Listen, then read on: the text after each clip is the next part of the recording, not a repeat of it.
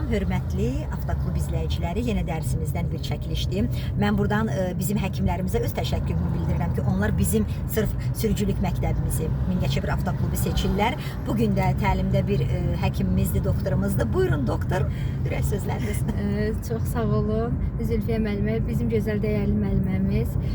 Həqiqətən də düzdür, mən müəllimənin adını çoxdan eşitmişdim. Yəni hər dəfə deyirdim, qorxularıma görə yazıla bilmirdim.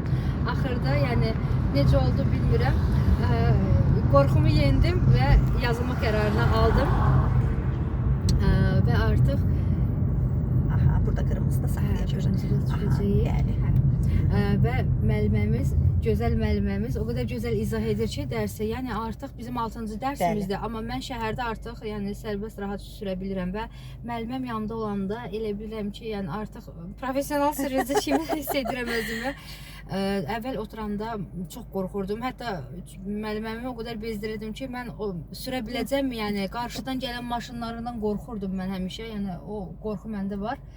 İndi çox şükür ki, o qorxu yoxdur. Relaks, rahat şəkildə artıq yəni maşını idarə edirəm. Özümü çox rahat hiss edirəm maşın arxasında.